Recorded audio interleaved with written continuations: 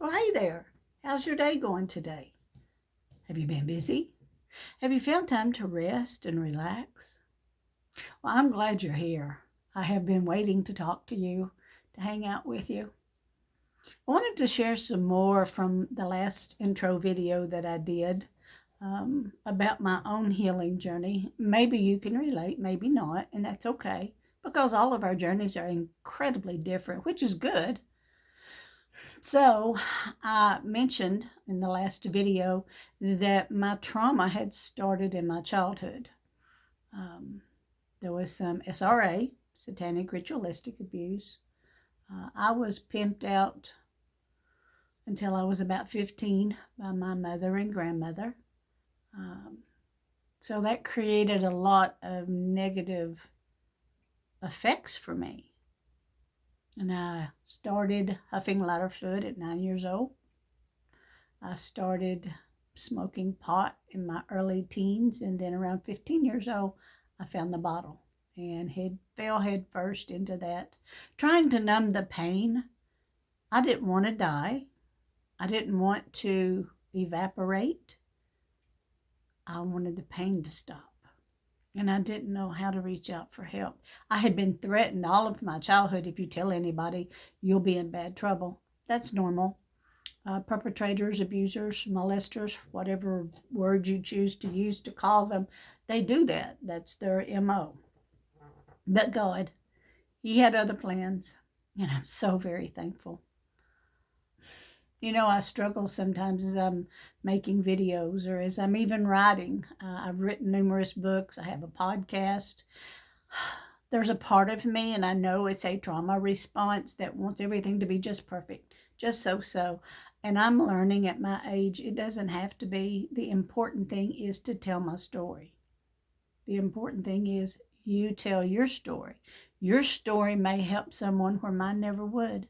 And that is so extremely important. I have been clean and sober since December of 1987.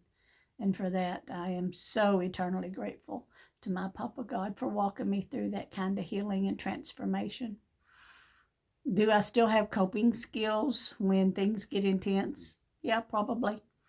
I catch myself scrolling a lot on my phone, and I don't do it as bad as I used to, so that's an improvement in that area. But I truly believe that all of us, especially if we've dealt with a lot of trauma, we must be aware that those patterns can emerge and catch them before they become really detrimental to our existence.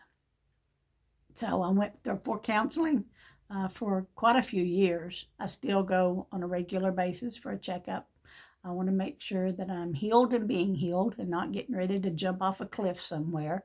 And so far, I've had good reports. I had a psychiatrist one time when this began to tell me that I should either be dead or in an insane asylum for all that I went through. And he asked me, well, how did you get to where you are today? And the only response I have is, but God. So you will probably hear me talk about my relationship with Jesus and God and Holy Spirit.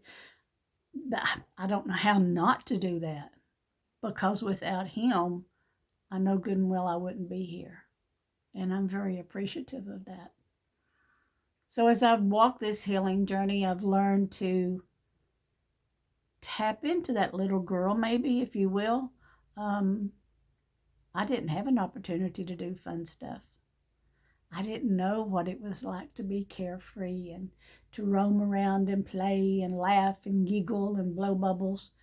I'm learning to do that. I'm learning to not let things get to me. I'm learning to walk in peace. That sweet, sweet peace that passes all understanding. Do you have that peace? Do you know how to find it? Drop a line down below. Let me know what you do to gain that peace, or if you even have that peace. Let me know too if you would like for me to connect with you, and we can talk more about how to gain that peace that passes all understanding. God sent His Son just for you so that you too could experience peace. when I am in the process of making decisions, I ask myself, okay, Pamela, where's your peace? And then I follow that sweet peace that passes all understanding is my compass.